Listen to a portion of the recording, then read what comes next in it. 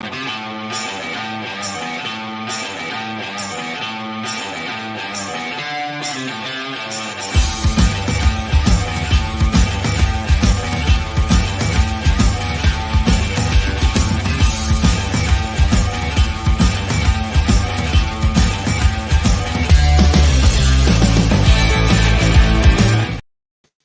evening, everybody. Welcome to Arsenal Fan Circle. Pull up a chair. You're all welcome here.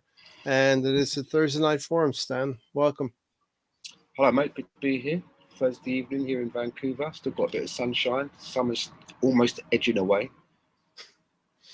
Don't say that. People don't like to hear that at the end of summer, you know? People do not like to hear that. But the other thing that's edging away, Stan, is the interlull.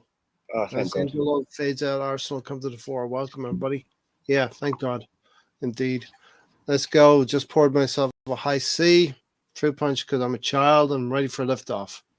Welcome, BX. Thanks for joining us.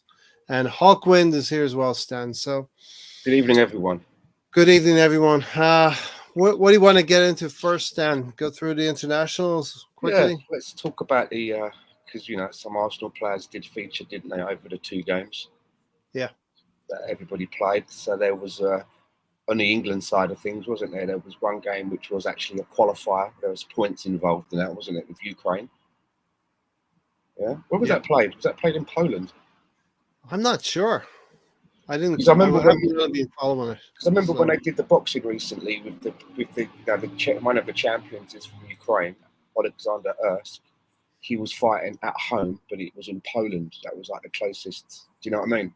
And obviously they have a lot of Ukrainians have gone to Poland during the Troubles. So I don't know where the England game was, but I think Zinchenko scored a goal, didn't he? Zinchenko scored from midfield. I don't think Ramsdale was in goal for that game, was he? I think he kept faith with Pickford, yeah. But not a lot going on in Ireland. You know, we lose to the Netherlands, we lose to France. That's Republic of Ireland for you.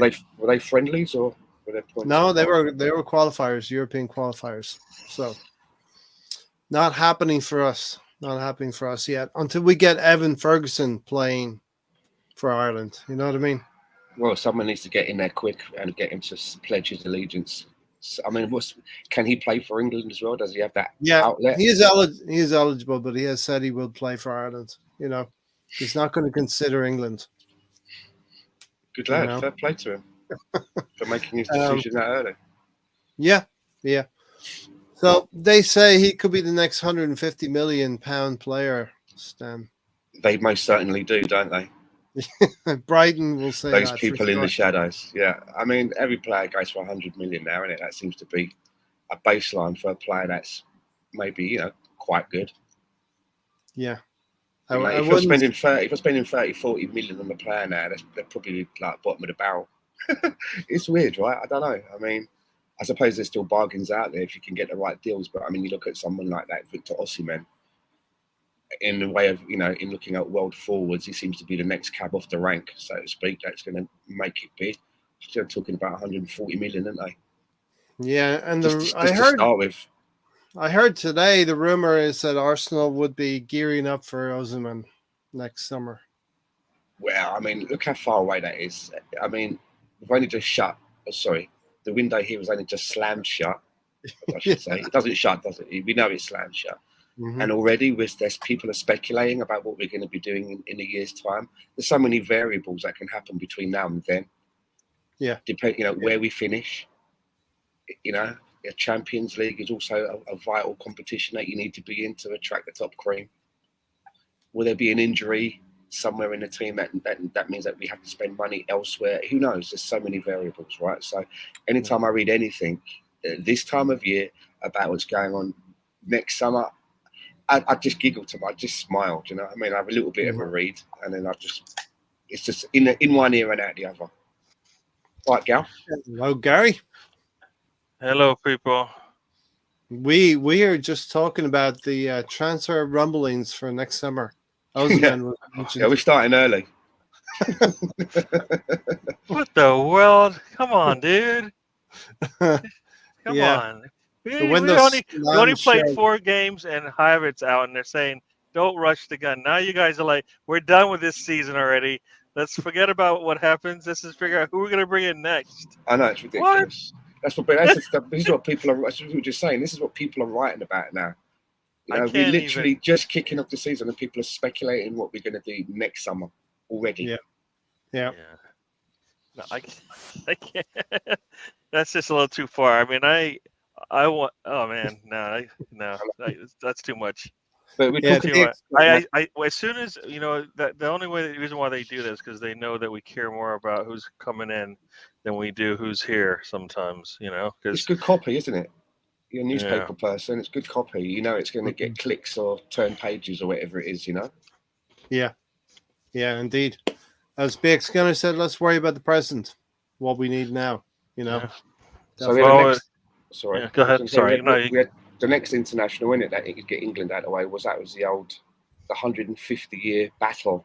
I think it was the 150th meeting between England and Scotland, a friendly at Hampden Park. And just a little bit of a fun fact for you.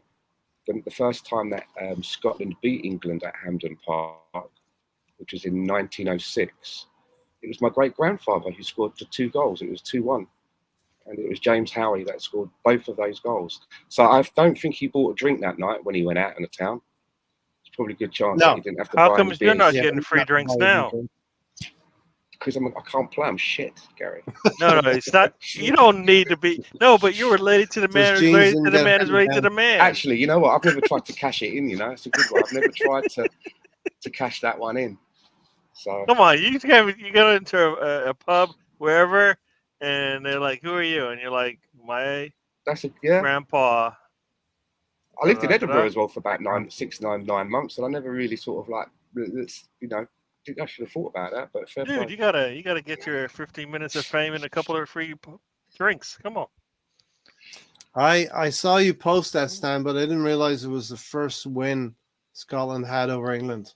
Yeah, because my dad used to tell me about it. He used to tell me about him who played for Newcastle, and he also said, "Oh yeah, the first time that England ever lost to Scotland at Hampden Park, he goes, your great-grandfather scored a goal." But then I looked it up, and it was actually 2-1, and he scored both. Very nice. Yeah. They say it skips a generation, so I don't know. Maybe it's in there somewhere. You never saw me at school, Gary. No, maybe it skips. Maybe when they said generations, they meant it skips many, many generations.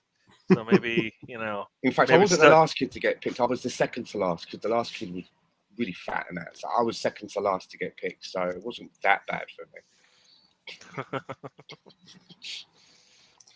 So what other news are out there from the internationals? I mean, we'll talk about probably Eddie and Kedia, right? Harry, do you remember what I said about that? When we talked about his call-up, I said that I felt that it was just a cover for some of the other selections that he'd made, that people were questioning, like picking Harry Maguire, doesn't play for his club, picking someone like Jordan Henderson, who's he's now gone out to what would be considered an inferior playing field to play on in Saudi Arabia. And I said, didn't he? Just like Ivan Toney. Remember when he picked Ivan Toney? He didn't give him any minutes. And what I thought was quite out of order, to be fair, was the way that he wheeled out Eddie Nketiah for the press conference. Oh. Do you know what I mean? He's out there sat next to him and he's talking out and he doesn't even get a sniff, not even in a friendly. He has Harry Kane playing for the most of that game. I mean, it doesn't make sense. Why pick him? That as I hate to use this language, but that's a D move. You know what I mean? A D move. You know what I mean? You know what I mean when I say that's a D move. Yeah, that's cold. That that right there is why people are gonna go. You know what? Why did Balogun want to go? Well, because of that. He doesn't want that, right? He doesn't want. Who wants that? I mean, why would if you have a choice between? That's right. You have a choice now between. Yeah, no, I get that, but that's you're wasting his time, right? I will say one thing in defence though, because I was listening to them talking about this on TalkSport, Talkshite Radio, and it was Darren Bent, and they were asking Darren Bent. He said he had a similar situation where he was called up by Sven-Göran Eriksson, but he didn't get any minutes in. I think it was maybe 2 games, and they asked him, "Does that sort of thing piss you off?" He goes, "Not really." He goes, you're just glad to be there and be a part of it. But obviously, if you get it happening continually, then maybe you'd start asking questions. But he said, no. He goes, you're just really glad to be a part of it and to have the experience. What they call it? Recognition, right? Recognition for your form, the way you're playing for your team, the way you're playing for your club, and you've been picked by England. At one point it might be cool to be on the team, but if you're not winning anything, and two, you don't get to play. It's one thing to be sitting on the bench of like the French team or the Germany team or any team that's won, Brazilian team, but on the English team, you're not winning anything, and you're sitting. And then what I get is, what is the prestige? What's the prestige of that? 2 games. One is actually, was a qualifier, so I get that there's points at stake. But the other game, the following week, is a friendly. So why does Harry Kane, who's going to get picked regardless, and you know what he can do, why does he have to play both games? Why not give, in the friendly, why don't you give those people, as you say, if it's recognition for their hard work, why don't you go the whole hog? And not only do you reel them out in the interviews, give them some minutes. No, I mean, I'm here. I'm here, but I'm just I'm not on camera. But why not? Also, why does the strippers arrived, Gary? why does Saka need to play in the extra minutes left in the game? Yeah, Gary, like I get Nketiah is when they scored the goal, isn't it? Like when it's up, when you're 3-1 and it's pretty much over. You're still telling me Nketiah can't come on for that, but Saka can? Saka, who now all of a sudden has, they're going to bring up any kind of the injuries that he's working through, That doesn't make, I mean, you're not even protecting your own play. You're not even protecting the players you like. And now, you're bringing in a new player and like Callum Wilson gets minutes. Yeah. Like he's essentially on the team, right? Based on the way that he's being treated. It's just a lot of you're doing this to some of your young players, up and coming players. Why in the world would they want to do that? He can go to another country and play. He'll play minutes there probably, right? I think is it Ghana or Nigeria? Ghana, right? Yeah, Ghana. Like why? Like what are you doing? At some point, players are going to have a choice, and they're not going to pick England. A lot of people said, "Why did Balogun go?" Well, this is a reason. I get he doesn't get a cap, so he might be fine there. But at some point, you actually do want to play for the nation that you're going to practice with and all of that. And if you give him even like maybe 10 minutes, 5 minutes, he gets the cap. Now he's locked in. You've locked him down for England, right? Yeah, that's an option that you now have at your disposal because you've locked him in. Welcome, Stephen. Why would a player want to put himself through that? I'll be right back. Yeah. Okay. I want to say welcome, Stephen. He does say the COVID infested Arsenal misfit, so hopefully he doesn't have COVID, but it doesn't seem that way. If you do, I hope you're feeling feel better soon. Yeah, feel better, Stephen. Of course. If Eddie's is ambitious, he doesn't play for another nation because Kane is playing until 35 under Southgate. Didn't England lose Musiala under Southgate? Germany. Can I ask, as we're talking about the England thing, what do you make about all the hullabaloo about Harry Maguire? Because after the game, Southgate came out and said that, he's really disgusted that and thinks it's ridiculous that the things that people, pundits and people like that are saying. Goes, okay, I'll get it from the Scotland fans because apparently when Harry Maguire got substituted on, Scotland fans applauded. It happened at Arsenal. How happy to see him come on. Stan, it happened at the Emirates at Arsenal. We were happy to see Harry Maguire come on when the Butcher of Amsterdam came off. That's right. Against United. So, what this reminds me of. This reminds me of the results are different, but when you see these musicians basically trying to hang on and keep the fire alive and all of this, and then they basically kill them. They basically kill themselves just trying to get back into the limelight again, be on the spotlight. It's almost like that's what Southgate's doing for like Henderson and Maguire. At some point, it's they can retire from international football. You know what I mean? It's okay. It's a natural progression. I mean, Southgate didn't play, well past the time he needed to. At some point, he was like, it was clear as day. It's time to move on. He's got to do that with his players. He didn't protect the young players in the Euros, and now he's not protecting the old players. And then he wants to protect them by saying, you know what? Why are the fans and all of this going after Maguire? He shouldn't be on the pitch. He was clever. He didn't mention the fans. He was very clever. There are certain managers who will protect their He players. Yeah, he just used a blanket. He said he didn't name any names. It was just like pundits and people in the media. No names, no facts, no saying on this day someone said this. It was all very, Yeah. I think it's just. I mean, why is this not killing English football? Like killing it, to where players will decide not to partake. Why would you want to partake in this? He's not protecting you when you're young, and he's not protecting you when you're old. You know what I mean? He's not protecting anybody. He's got playing favorites, and basically you don't have a chance to win because he's not going to ever play the best players. I mean, I saw a lineup where because of the number of players that England has, it has Saka at left wing back, and it's and you got Arsene Wengers. there's goals all over the pitch because of the way that lineup was set up, and it's we'll never see that, but he could do that, right? Because those players can play in some of those positions. They don't have to play in the ones that they played, with their club and stuff. And you are killing English football. That's what you're doing. I just think if Southgate doesn't like the comments and the analysis that Harry Maguire is getting, then why doesn't he do the lad a favour and take him out the firing line? Yeah. And just say to him, you'll always be there in my mind, and when you get back playing, and I'm the England manager, you may get selected again, but you're not even playing for your club right now, mate. You're not sharp. Now, you know what? This is the PGMOL all over again with the VAR situation.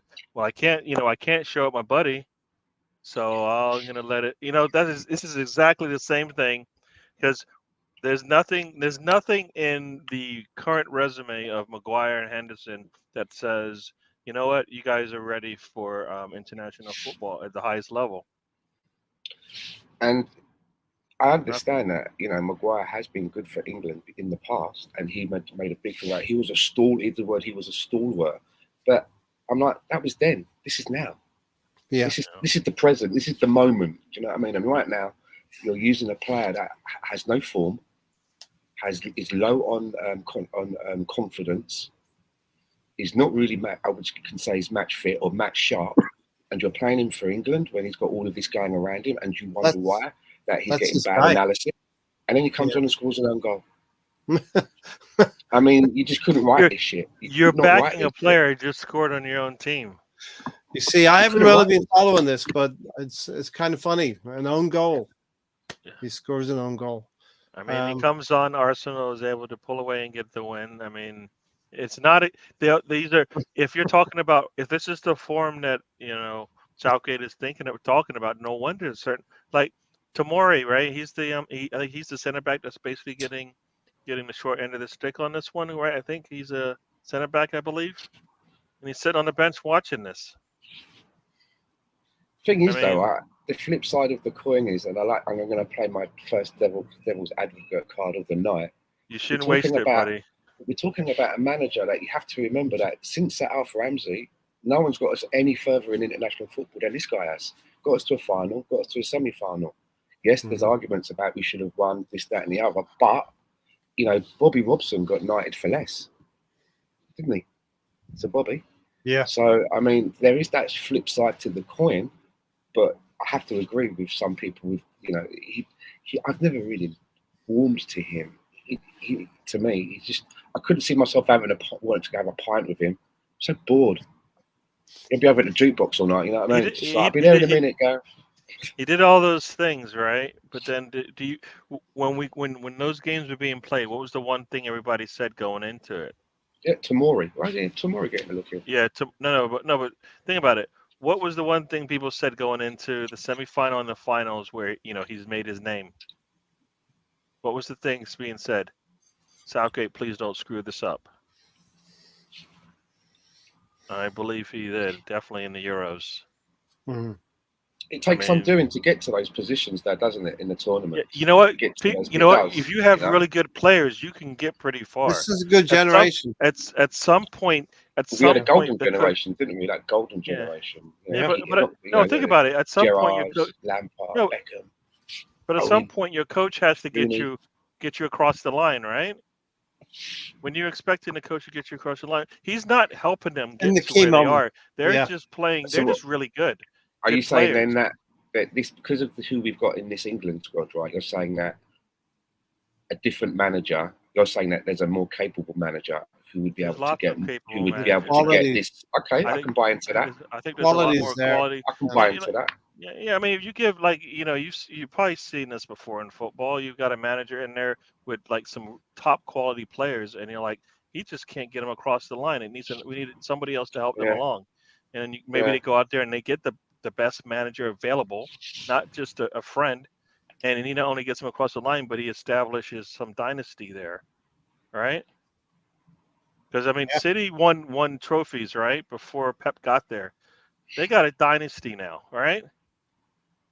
They're consistently up there. The 1 year they, so Tomori and Gahey and Tomori, right? Both of them should be. They could be the starting, part of that starting back line, and they're struggling to get minutes. I mean, Gahey is the player I wanted Arsenal to go get when Rob Holding was going to Crystal Palace. Yeah, go get Gahey. Yeah.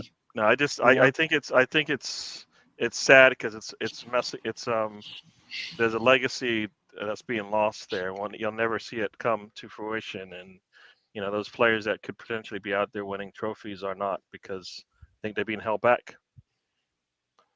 Yeah, as Stephen said, this is why Ben White quit England, got sick and tired of having to watch that oaf play ahead of him game after game. Is that actually what happened? Maybe it was Trent Alexander-Arnold as well. Were you on mute? Or yeah, you just you were just playing mute? No, he wants to go on holiday, wouldn't he? He was missing to Ibiza in the summer. That's it. Oh, okay. They don't need that tournament. BX said Southgate has had ages to bleed new blood, and when it comes to the likes of Jordan Henderson as well, and a new campaign. Think about it. You know what this looks like, and you look at the U.S. women's team. They were dominant for basically two World Cups, right? They never established. They never brought in, as they said, they never brought in new blood, and basically they just got old, right? So, and you saw what happened in the last World Cup. This is the U.S. U.S. men, similar thing. They didn't bring in the youth. They just kind of blew up, and then boom, they're out. Now they brought in the youth again. The trick is you got to continually bring in. Think about this. Look at Spain.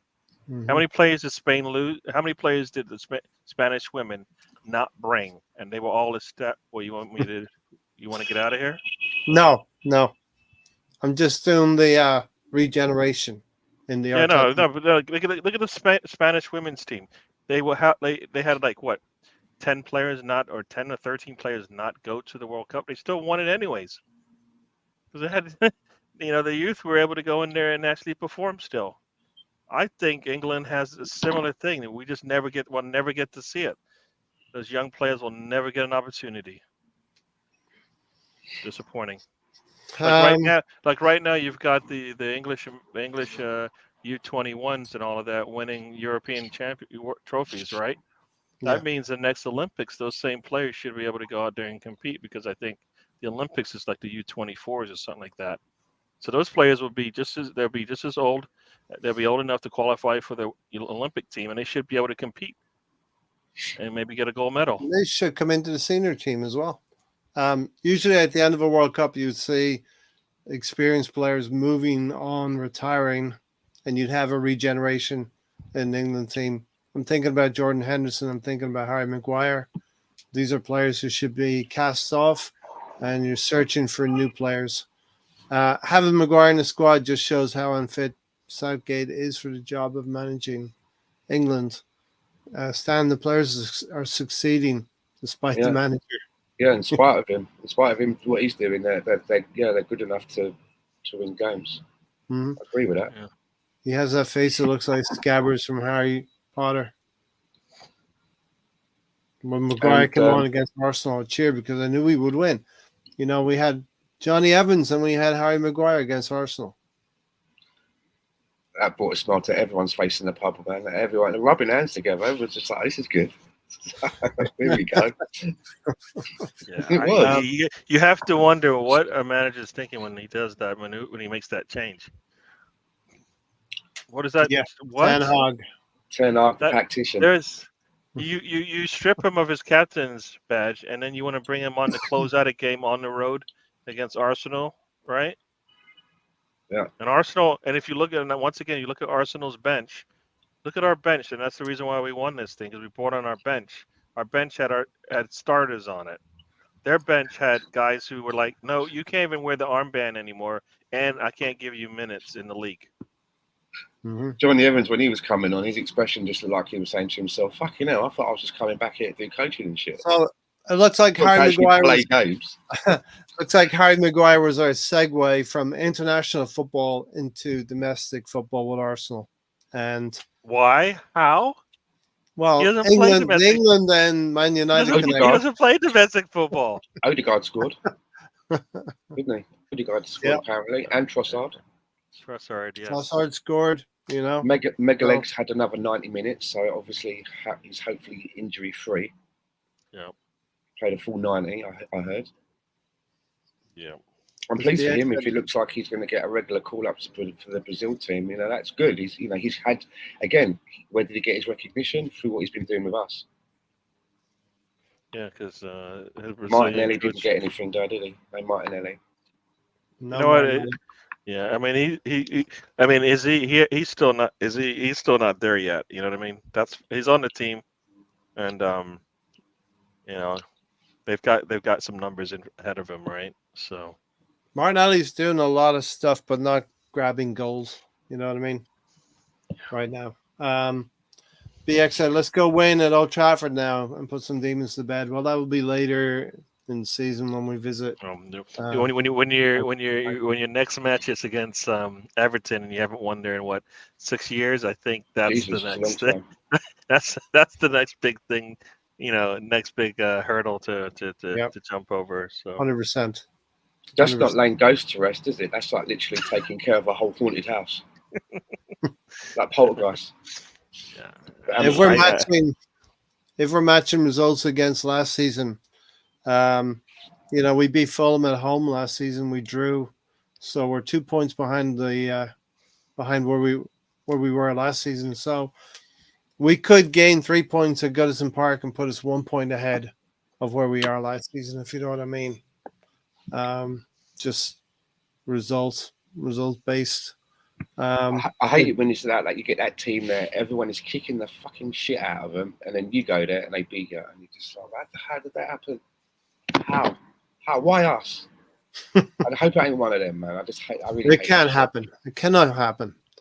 Martinelli and Saka have been poor in the final third this season. Yeah, you know, I was listening to somebody talking, and like, you know, we're complaining about like Saka and Martinelli and all of that struggling, and I think they're struggling, but you know, Saka's got 3 goals. He's leading the team in contributions to goals. You know what I mean? It's not that they're struggling as in tired or fitness. And yes, when I say fitness, we now found out that Saka has been carrying Achilles problem for some time. Yeah. I do think that the reason that they haven't looked as we remember them, and I've mentioned this before, their partnerships on the pitch have all been totally discombobulated. And I use Martinelli as the example. Martinelli has had how many different left backs behind him? Zinchenko's been away for a while. He's had this one, he's had that one, he's had this one, he's had that one. Yeah. And they don't work with him in the same way. And while he's got that to deal with, the guy that was playing directly to his right, Granit Xhaka, he ain't there now.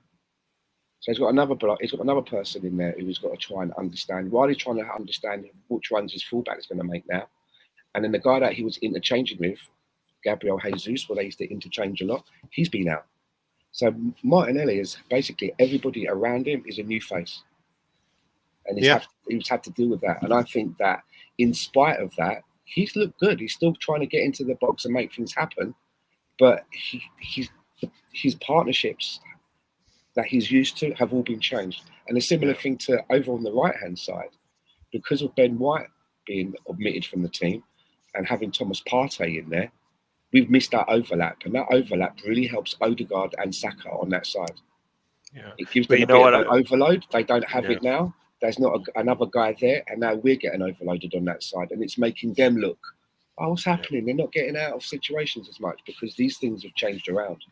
Yeah, but as I said, I think what I believe now is a little bit more is that Arteta is like, well, I know what you're talking about, Stan, but they're not available to me 100% of the time. So we're gonna have to learn. We're gonna have to learn how to play with somebody else as a left back. We're gonna have to learn how to play without Xhaka. We're gonna have to learn how to do that. And you know what? That's what I believe is happening. That's that left back position. Right? He hasn't. It's not like Zinchenko's come out. Tierney's not come back in. Who he knows. And then he'd have Tomiyasu, and he'd maybe just getting into Tomiyasu. Then it's Kivior. Oh, it's not Kivior anymore. It's just new geezer called Timber. Okay, who the fuck is it? Who am I working with here? No, but that's you know how what? It must be for him. But that's a lot. Those Timber and Tomiyasu, those aren't things you can script out. Those aren't things you can script. But he's had. That's what he's been having to deal with all the time. I know, I get it. But what I'm saying is, we need to be able to change and accommodate those types of things that pop up. Like if you think about it, we only changed one position from game 1 to game 2. Left back, and I believe we changed maybe 2 positions from game 2 to game 3, left back and I think it was.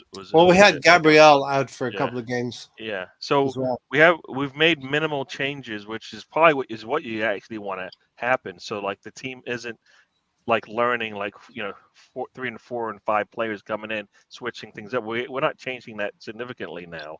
So I kind of feel like he's trying to do this so that we can have some continuity with the players that are playing on the pitch week in, week out. So when he goes into these run of games, he doesn't have to. People are thinking we're going to switch a lot, and a lot of people are like, I don't think so. I think he's just going to make minimal changes. And for me, that's partly this whole rotation thing that I talk about. You go from game 1 to game 2. If a player needs to come out for whatever reason, injury, form, whatever, you do that. You don't wait until like they're dead on their feet. If you see an opportunity to rotate, you rotate those players. We've been forced to do it over the last 4 games, but in reality, we need to be able to rotate our players in and out, and they need to have been playing with each other, so it's not a shock to the system, as you say. Like you said, there's a shock to the system when Martinelli looks to his left, looks to his right, looks behind him, and is not seeing the same players there. The instructions are the same, right? The instructions are the same, so it's work in progress, isn't it? Yeah. So it's work in progress. So we always talk about what City does, right? When they pull players in and out of the lineup, Kevin De Bruyne is out. How many points have they dropped? Right. So we could have been in the same situation as them. Right? They all know the guy's slotting in. It's not a new face as such. Because they've been doing this for a while. We're just doing this now. But also to compound everything, the guy that's at the base of our midfield is a different person in Declan Rice. So now he's got to build an understanding with the people that are behind him. And he's also got to understand what channels he's got to play the ball in for the people making the runs. It's still work in progress. And we've still managed to be respectable at the start of the season. So I'm not putting it down. I'm just saying that I think that some of our players are looking a bit different from last season because it's almost like the jigsaw puzzle's changed, the picture's changed, and they're all trying to get used to the new landscape. The sitters that we're missing have nothing to do with players around them. We're missing some really, we're not clinical enough in the final third, and those are with sitters, with nobody in front of you but the goalkeeper, and we're still missing opportunities. those to me Yeah, that's are another have not that's another those have subject, those, though, isn't it? that That's has another. but that has nothing to That's do the with next. who's left or right or behind me. I know it isn't. That's another problem, though, isn't it? Look, Gary, That's another problem. this You is miss a how it lot of looks when players. this is how it looks when you're not playing well, but you still get results. You know what I mean? You're You know still why? Because picking you up have good points. players. Yeah. These players, despite not playing well, are still able to come out with results, right? Yep. We just Yep. talked about this with the England team. Their players are so And good, it doesn't matter what the manager tells them to do. Even if yeah. it's wrong, they can still overcome that. We weren't able and We're to at do the that. point where We weren't we're able at to the do that for a while, were we? Last few no, seasons under Wenger and going into the next. If we went into a game, you see the games that we have, and they score quick against us. Back in the olden days, no. as I said, like in the back Roman in the Empire. day, But back in the olden days, if that had happened to us, you'd see shoulders would just be like, okay, well, we fucked it this week. We'll They make drop. up for it next week. Yeah. Because we're all going to get picked next week. Because we always get picked next week. We'll make up for it. That was the attitude. We could have had a really bad 2 weeks. We could have had, Arsenal fans, we could have had a bad 2 weeks. We look back at that United game, but for Saliba and Gabriel being restored to the lineup and not being able to orchestrate a very thin, razor thin line on Garnacho, we could have been accepting a defeat. Maybe not accepting it, but having to come to terms with a defeat against United. And then I don't think it hasn't been lost to me that Odegaard scored, Declan Rice scored, and Gabriel Jesus scored. 3 warriors that you would pick to go to war with at any time. You know, Declan Rice, he's you know going to what? do the things that are needed to win. Gabriel Jesus will put his body on the line as well. And Odegaard has been driving us forward. Worthy captain so far in his career. Gary? I was just going to say we all look up at City and say, everybody needs to be able to beat them, and in some cases might need to actually replicate what they're doing. Yep. If that was City that was playing against Manchester United and that game played out the same way, we wouldn't be, it would sound much different, right? The result is exactly the same, but it sounds so much different because we've seen them do exactly that. A team has an opportunity to go ahead on City.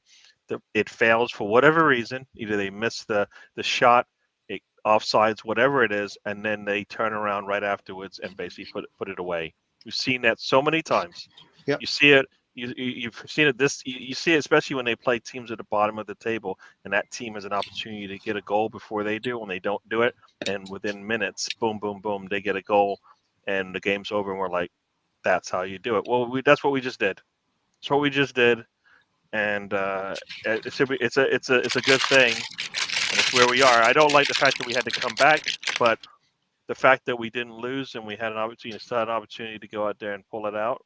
So I've got a couple of things. Yeah.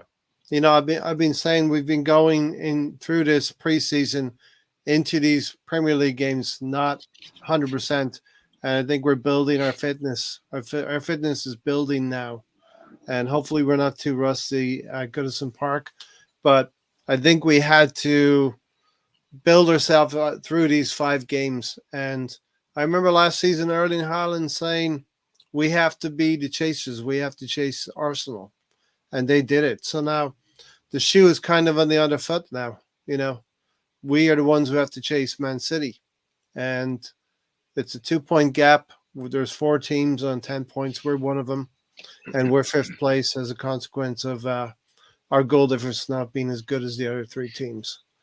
But we're still there. We're still fighting. And we have to keep going. And we have to pick it up again. Stephen said the way we were playing is reminding me of Emery's 22-game unbeaten streak. Playing poorly, but still getting the points. There's something to be said about not playing well, but still having the fortitude of the grit and determination to drag ourselves over the line. And if we maybe forget about that Man United game a little bit, but we did it in the end. You look up end. the history books, it doesn't say like Arsenal won 3-2 and then in brackets, but they played really shit. Yeah. Yeah, you have to remember these games. You have to remember these games. And I think I said on your podcast, Gary, when we didn't win very convincingly against Palace, these are the games we might remember at the end of the season if they become meaningful. These are the dirty points that we have to pick up against Man United when we could have lost against Crystal Palace on a cold night in South London. You know, And you know what? It's like I said, we always need to be building and building and building each game from game to game. And as you said, we started a little bit slower than we have, slower than we have. But I think it's actually probably by design. I'm hoping it's by design. You know what I mean? Like, because he knows he can depend on Trossard. Now he knows he can depend on Vieira. Yep. But he really wants to make sure Havertz is on that same page. He's trying to figure out how to get him to that same page where he can. And I don't think he thinks if he should be just part of a rotation. He just builds up the confidence as he goes along. That's how I would do it. But Arteta is like, no, I think I want to just get him there yesterday, kind of thing. That's what I think he's doing. And so I think all three of us here would sit here tonight and say Fabio Vieira has earned the right to start against Everton. No, the way this thing should have played out is that based on, if you're going to go by form, Trossard probably should have started the season based on form. If we're going to go by form, because he had I don't know how much better of a preseason he needs to have based on the fact that going into the summer, everybody said, if he could score, it would have been a much, I think even Stan mentioned that multiple times. The man couldn't score. And all he did in the preseason was score goals, all different types of goals. And then Arteta, for that, basically just sat him down. And then when he did get an opportunity to start, it wasn't the right game for him, it seemed. But yeah, no, once you have a set of quality players on your squad, who cares about this and that money being made and all that? You want the best 11 you can put on the pitch, and you let everybody else kind of fight for it. Because we always talk about we need you to come and fight for your minutes, right? When you get out there, and I just think that would have been a case to do it. I don't know if it would have got it would have got us the 12 points we needed, but I think we would have had a better opportunity. I think so. Yeah. I don't have any worries about Fabio Vieira starting at Goodison. Some Arsenal fans might feel that it's not the best place. Stan? No. I definitely wouldn't start teabagging the Everton game or Trossard. If I was looking at this game at the beginning of the season, I'm looking at the first 5 games. And I'm thinking, okay, who am I going to be playing the first 5 games? I'd be looking at that Everton game, and that would be one that I would pencil in for Kai Havertz. Just because of his build, his physicality. This is one game where I know that we've been talking about how bad he's been and this and that, but this is one game where I think that he would be better suited to. I don't think Teabag. For me, with Teabag, right? Sorry, Vieira, Gary. But for me, it's like where he is at the moment, and I kind of heard this. I think it was Tim Stillman saying it, but it mirrored my sentiments. It's how I felt as well. That he's in that place where, seagulls are coming. I say Teabag, and they're coming. They're like Vieira. Anyway, Gary sent them, but he's in that place where he's playing. He's playing to earn the right to come on in the substitutes position. Does that make sense? He's coming on. He's doing a really good thing, and now he's earned the right to come on as a substitute again, ahead of someone like Emil Smith Rowe. Yeah. You do that 3 or 4 times, and you're looking good consistently in all of those different scenarios, depending on what the match dates are. But you come on 3 or 4 times in a row, and you're doing something. You're going to start then in probably a Carabao Cup game. That'd be the next thing that happens. You start there. You get a start. And that's the kind of progression that I think that you see. Yeah.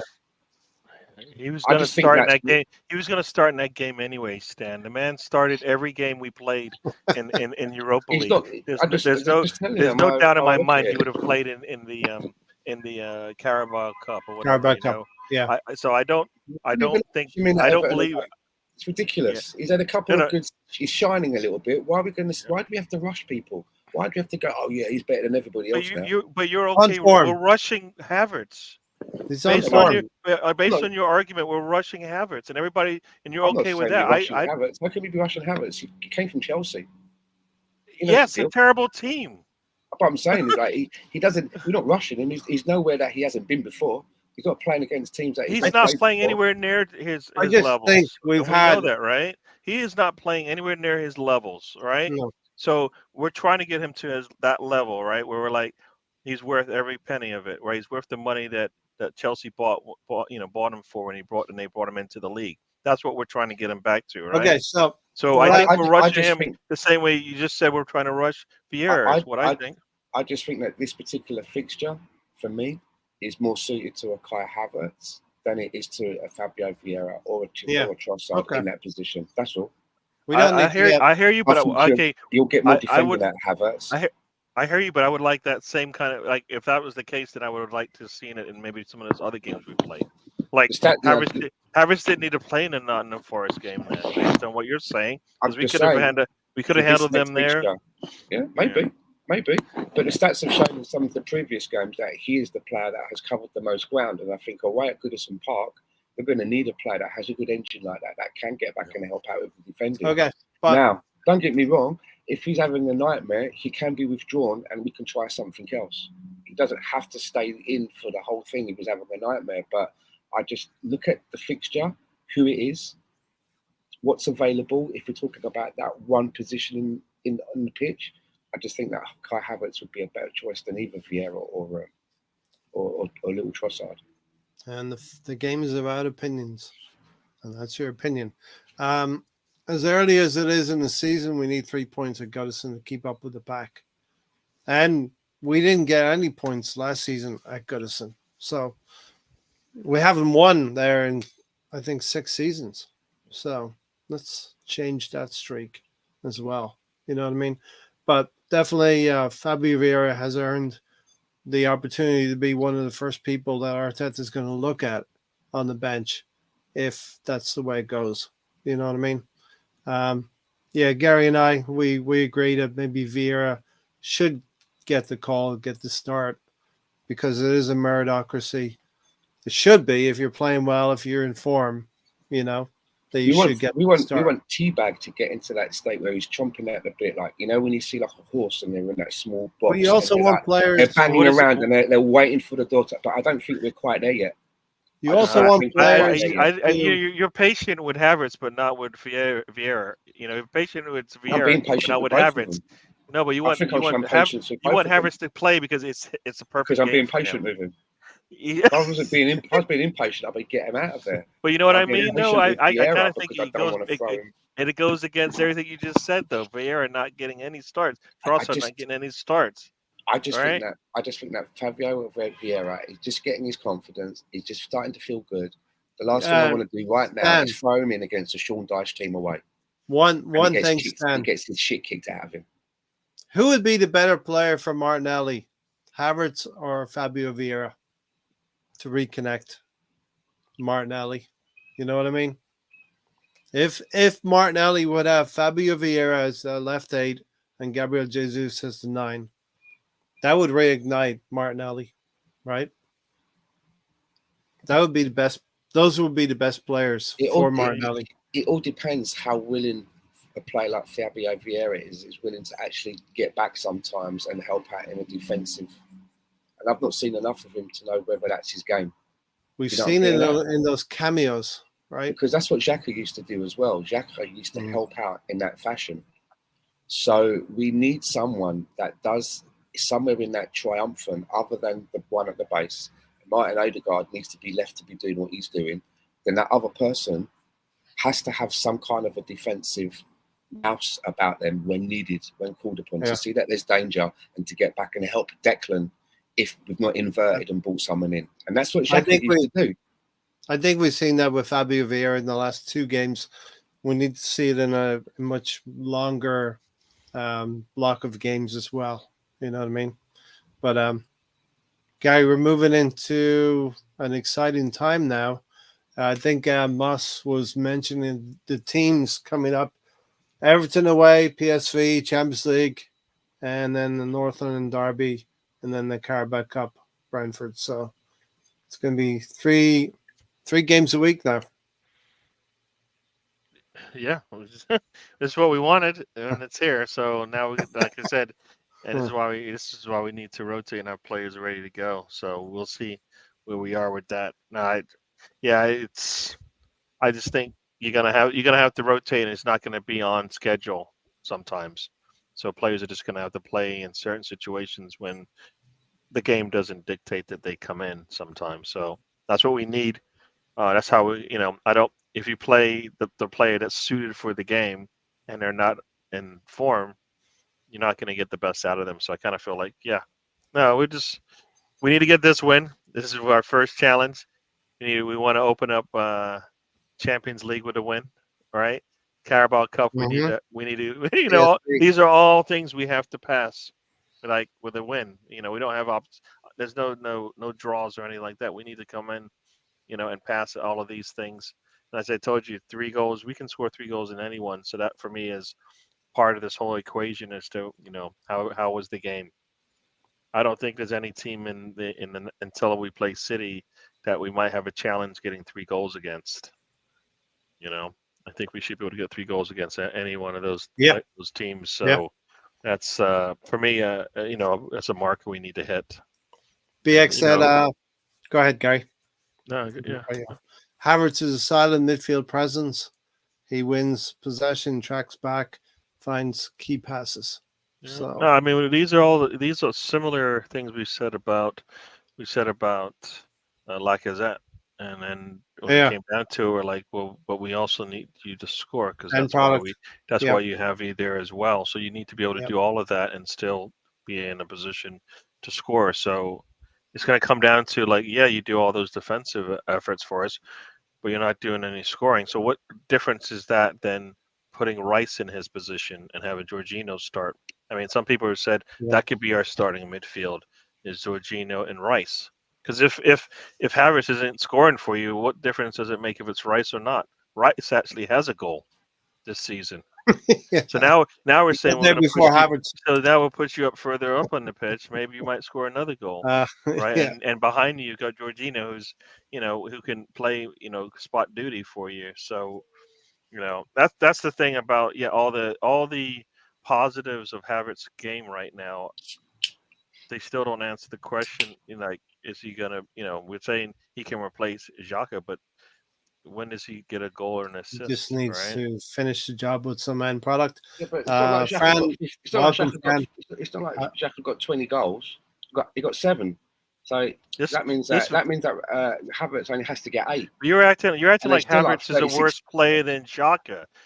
Havertz is actually supposed to be a better attacking player than Xhaka. I know. So agreed.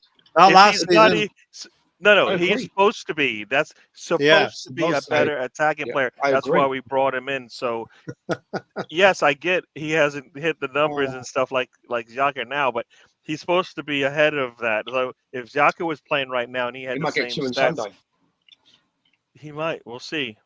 We hope he does. We hope he does. I think we want him to. Remember in pre-season, I know it's pre-season, but he got 2 back-to-back. Got a couple. Remember? So he it's not like if it was a goal drought throughout the whole of pre-season and up to now, I'd be kind of worried. But I'm thinking, don't get me wrong, I'm not saying that I wouldn't have rather spent the money on James Maddison, and I'm not trying to protect Kai Havertz. But remember, I said that I was gonna give him a fair judgment after 10 games. This game marks the halfway mark, and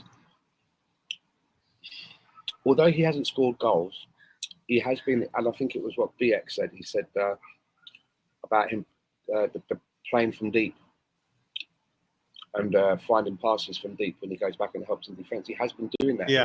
But because he hasn't been scoring goals as such, it's been noticed. Yeah. Silent midfield presence. It's the same way that no matter what happens, I'm begging it. No matter how, for me, no matter how good Nketiah plays, if he doesn't score goals, I'm like, it wasn't a perfect game for him or a good game for him, because that's the currency that he needs to bring to the table for me. Striker. Because we talk about the reason why he's on there is because he's a more clinical finisher than Jesus, right? So if that's the case, then he needs to be scoring goals to say, like, look, I'm still doing what I need to do. Because I've seen him come back in support and stuff like that, and I'm happy to see that. But I also need to see him in the box, putting some. And we've not putting really the ball seen away. him play with Jesus, Yeah. have we? We've not really seen him play with Jesus, and that's something that I'm thinking I'd like to see if that could We're work. looking If forward they to could seeing build, that. I build a listened to relationship. I listened to a show today, and they had Saka on the bench. You know, for me, I don't know if this whole Achilles thing The Achilles. is Yeah. if it's Yes. something he's been working with Yeah. for a while, it's not new then. I like So that. it's just that we're hearing it again. You know what I mean? Yeah. It might be impeding him a little bit, Gary. No, but if it's something he's always been dealing with, then Yeah. he's leading our team in goal I creations know. right now, Yeah. and we're saying that. Guess what? He's doing this on a leaky tire, right? So he's performing what we want, Look at right? No, but you know what I Like mean. He's our best attacker right now, Yeah. and we're saying that he's not even doing this 100%. So somebody needs to pick up the slack, because if he does have a problem, you know, we're gonna be in trouble, because he's the one leading the pack right now. Yeah. So Tiger and Gunnar, I'd play Havertz for the game. His physical appearance is a must. Some of us would go for maybe the technical skills, working around them. yeah. Do you I think didn't say. I'm sorry. Before you go, I didn't say hello to everybody in the chat. Welcome to the show. I'm sorry, my manners, poor manners, but welcome to the show. It's okay. You only said D as well. You know. I did. You say held back. things, but I did hold back. I don't have a dirty mouth. Do you think that when you've got a really good player like we have in Saka, and they're carrying an injury, and it goes out everywhere, they're carrying an injury, and this is the injury, does that create a target now for other players to know what they're aiming for? Yeah. Remember when Do we you played? know what I mean? Do you remember when we played Crystal Mhm. Palace? What did that player do when we played Crystal Palace? Do you remember? Where did he kick him? Why? No, you're talking about a couple of seasons back. Yeah, but where did he kick him? McAllister or whatever his Where did name he is. kick him? High. The back of the leg. Yeah. Well, he was trying to clear the ball, you know. And Yeah, he right. caught Yo, the player. you're playing attorney for a player who's trying to bring down our best player right now. Not Is that at what all. you're doing? Not at all. That's what you just did. Might have sounded that way, Gary. No, it wasn't. That's what it was. It wasn't sounding like anything. You actually were backing, man. Mossy says Jesus scoring at Goodison. We would like to see Gabriel Jesus start to pick up now his goal scoring prowess and not have the issues that plagued him last season in terms of goals taken per prime chances. You know what I mean? Gabriel Jesus. And the way he dissected Dalot was class against Man United. He took his time, he understood the situation, and he kept his composure, beating Dalot and beating Onana in goal as well. That's a player that's got a lot of confidence when you do something like that. When you do that. You've got to be very confident when you do shit like that. Yep. It's crazy to think that Richarlison is that much of a player when he puts on the green shirt than Jesus, right? Makes you wonder what's going on. Like again, Jesus on a bad day, yeah, you know, is better than Richarlison on a good day. You know. Again, you have managers who will favor certain players, Gary. We don't understand it, but that's kind of how it goes. If Havertz doesn't score but has an assist with some key passes, isn't he fulfilling his midfield role? But he isn't doing that. Like he's not creating any goals right now, and that's part of the job. He's supposed to be better than the last guy at doing exactly that, right? Yeah. Has he got any assists this season, Havertz? No. Maybe created a penalty that wasn't for Havertz. No, that was Eddie. Okay. Havertz nearly engineered a penalty. Had a fresh air shot against Man United. Stephen said if Saka is carrying an injury, he shouldn't be playing in meaningless internationals. He should be at home resting and getting treatments. Yeah, I think that's just some old news. They just decided to bring out, you know. I think that's what that is. Trust get in there for someone. Yeah. Leonardo Trossard. The other one is Nelson for Saka. What's wrong with that? Reece Nelson for Bukayo Saka. Everybody's like, why did you re-sign him? Why did you re-sign him if he can't? I don't know. My dog is making noises. I can't hear it. Oh, okay. It's like, why did you re-sign him if like at some like I don't know. I just felt like at some point there's an opportunity. I'm not avoiding. I want to talk to you, Moss, about football at some point. My team sucks right now, even though they did get a big win against all your teams suck. State. So no, they don't. Arsenal's the Cowboys did well. I don't see Mikel resting Saka at Everton. He wants to play all his best players because this is one he wants to have to scratch off. Not one here and how long. But you know what? The most important games are the ones after this. We have to win the North London Derby, and we have to win the Champions League first game. Bournemouth. So if I'm going to pick 2 out of the 3, I'm picking those 2. Everton on the road. We should be able to. Is it on the road, right? Just to show you can't take any game lightly. There's a reason behind everything, right? We should be able to have Saka out of the lineup and beat Everton on the road. That's where we should be as a squad. Because we're going to have to do it at some point, right? Talking about the next 2 games are worse, are tougher teams than Everton. So, So let me ask you then: out of those 3 games, right? Everton, PSV, and Tottenham. Which is the one where you would rotate more? I suppose you're right, Gary. I suppose that when you look at those 2 fixtures, it has to be Everton, doesn't it? Yeah. Yep. And this is what happens now when you're fighting on so many fronts. Because last season we wouldn't have had to worry about that PSV fixture. But teabagging. And we could go balls to the wall. Yep. Do you know what I mean? For both that and the derby. And now that's kind of what I'm saying. Put teabag in. Nelson. Now, these players that you've given contracts to, they have to be given an opportunity to show their worth. Yeah. So maybe Everton's the one where we need a squad, Arteta. We don't need a starting 11. We need a squad. Right? I mean, let me throw this one at. It's really going to be a wild one, but you may even laugh at me. Would Saka Vieira be our gun-to-gun? Well, like as Stan said, he's not probably in the last 2 games. He's a little light. He's a little light to be. Gundogan is light. Gundogan. No. He plays a lot heavier, stronger, I believe, than Vieira does. But for me, I think part of that, and I always say that, is because if you're not gonna be able to bulk up and be as strong, you need to think 2 and 3 steps ahead of the big slow dopes in the middle. Yep. They can't get to you. You have to already be gone before they get there. But you see what I mean? Gundogan was that player. Gundogan's that player who could pop up with a goal and assist. My dog's whining. I'll be right back. Change the game.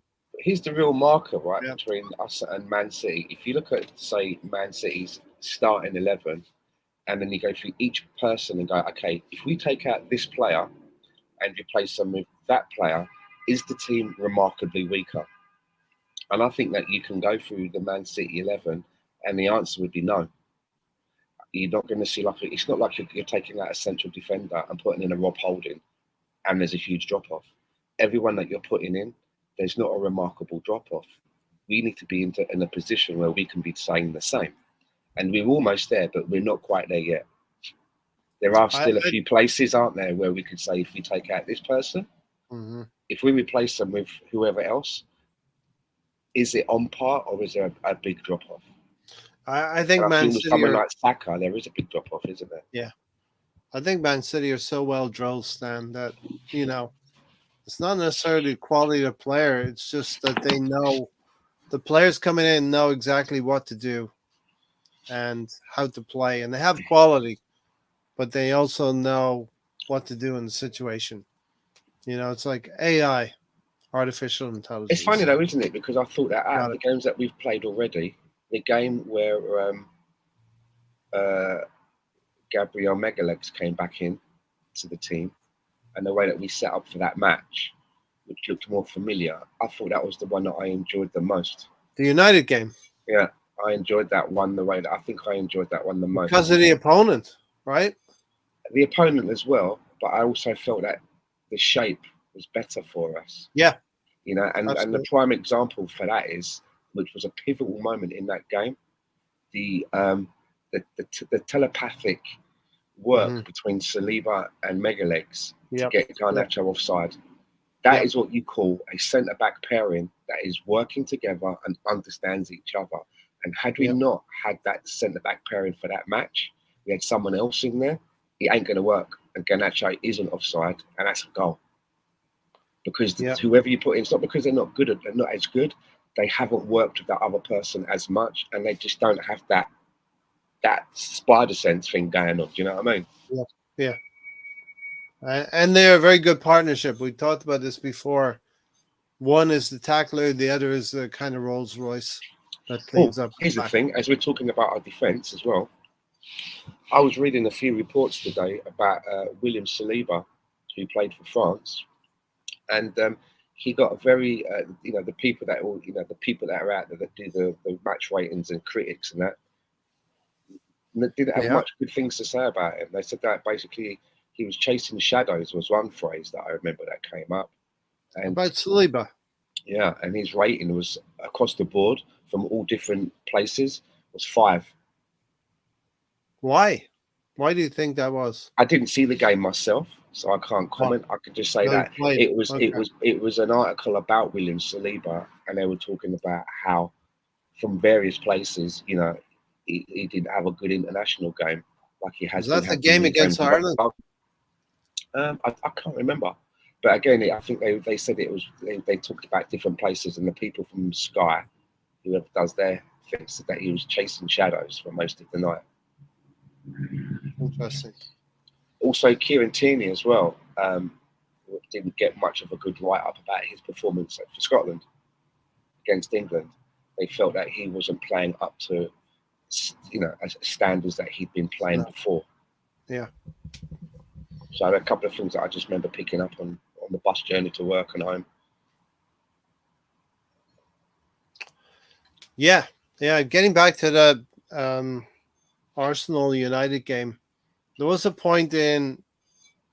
So you get the 8-minute board, you get the added time of 8 minutes, and Onana was wasting time the whole way through. But I noticed in that first 3 or 4 minutes of that added time, we had wave after wave of pressure, and a lot of it was coming down the left-hand side where Zinchenko had come on. He's drifting in field. You get Martinelli, you get Saka Vieira, and they were just overloading their right back, Wan-Bissaka, at the time. I had a really good feeling we were going to get that goal then, around about that time. And then obviously you get into the 95th, 96th minute, and I personally start to lose hope. And then we have the Declan Rice moment. So how much is this going to help us? Obviously, this for our season going forward, that win. Well, the more as well that these players are starting to play together, the relationships that I said that have been diminished are going to start rebuilding in other areas, right? Because Declan Rice is playing every game. Yep. He's getting used to his environment around him. He's getting to understand that when he takes the ball off someone and he spins, he knows where somebody should be, then he can move the ball quickly. Yeah. He's understanding where his players are going to be. It was very interesting. He was interviewed while with England, and he said a lot of good. He said a lot of good things about Partey and Jorginho, in particular. Yeah, I mean, and why wouldn't he? I mean, that goal, as you know, this is a guy that's come to the club for huge value, which he doesn't set, and you have huge scrutiny is on you. You only have to look at what's happening with Mudryk, who costs considerably less in a way. Do you know what I mean? And you can see the pelters that he's getting. So for him to start, just to start and hit the ground running like he has, and come up with a goal early doors, and a goal that kind of helped pivot the game more into our favour. It just gives you a lift. But he can't wait to play the next Arsenal game. He's probably gutted that there was international shit in between. He wants to play another Arsenal game. Yeah. And he seems very humble in terms of he wants to learn. He knows he's not the finished article yet, Declan Rice. He wants to learn more things, and he's assuming that responsibility at the hub of Arsenal's midfield. I mean, the way he's playing, that's exactly why. When the difference between him and Casado is what we're seeing. He plays day one. Casado, as we can see, isn't ready to start game one. Yeah, is that his environment that he's in? You know what I mean? Could be. Some of it will be that, but like if he's good enough, he should be having playing. to get changed in the hallway. No, but you know what I mean. That was the difference between them. I wanted Casado not for right now, but for tomorrow because he's going to get better, right? Because you're bringing. Having to use a watering can for a shower because there's no room anywhere.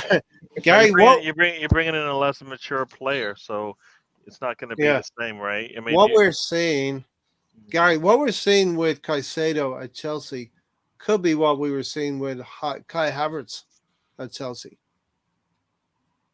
The difference in Caicedo between Brighton and Chelsea. No, but they're not the same to me in the sense that Havertz came in with a much bigger resume than Casado did. Casado had 1 year of quality football, and I believe Havertz had multiple years of quality football coming into Chelsea. So do you think? I think at some point, but one's got there on the back of a good season, and one's come to us on the back of a mediocre season as well. Yeah, but one season, right? And then Gary, do you think if Caicedo came to Arsenal, he would be struggling now? No, because hopefully no, because we would have still had Partey here, right? And Partey would have shown the road, and Partey wouldn't have had to play right back. Partey wouldn't have played right back if he came in. I have no doubt about that. He's got good players at Chelsea. If Casado came in, Partey wasn't playing right back. Okay. If Casado came to us, he'd either be thriving right now, or he'd be looking good. Caicedo could be a right back now if we'd have bought him, right? And he can play that position, right? I think when we played against him, he was comfortable playing back there on that right hand side. So I kind of felt like Partey might have been still around. But then again, he always gets injured, so maybe not.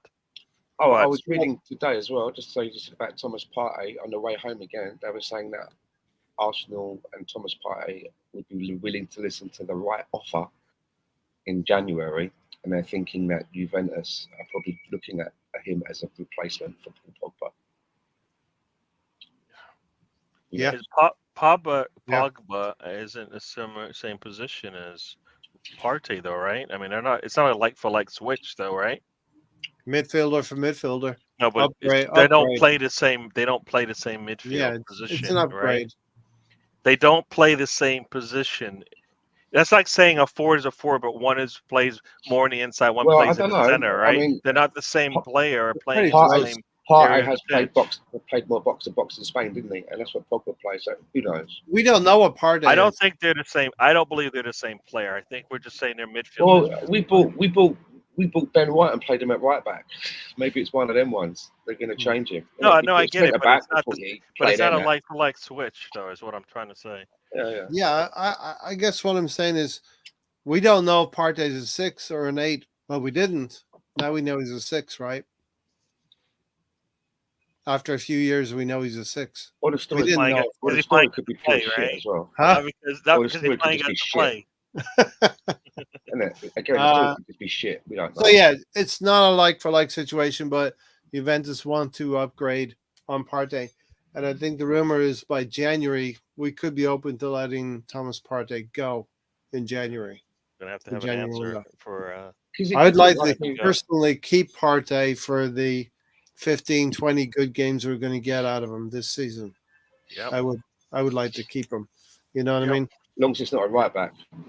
When you look at our midfield, I think somebody said as well in that clip, we've got Declan Rice as a number 6, we got Partey as a number 6, we got Jorginho as a number 6. Mm-hmm. We're pretty well stocked. Don't forget the man named Elneny.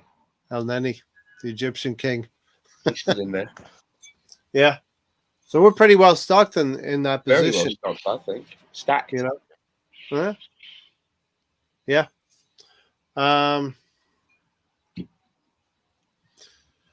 Fabio is starting to act like his killer alter ego, Theodore Bagwell. There you go. Killer.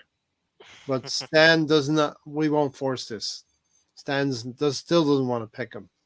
It's not. I don't want to pick The him. man gives him a nickname and then says, "You know what? I want you on the bench." So It's you not know what? trying to pick him, right? I don't want you as know what my it is? friend. If that's what you're going to do to me, you give me a nickname and then you guess what you say? Nah, you're But do you still know what not it is, good right? enough. You get a Games go nickname, but like you don't get games go starts. 100 minutes now, don't they? They're basically 100 minutes. All this They are added 100 on minutes. stuff. Yeah. Yeah. And we have an opportunity with 5 substitutes.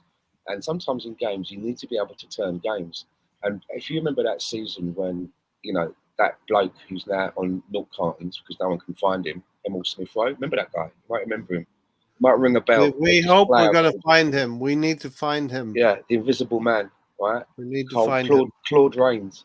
But yeah, there was that season where he was coming off the bench and he was always helping out. He was helping to do something rather than substitutes that just come on as a warm body to take up the space.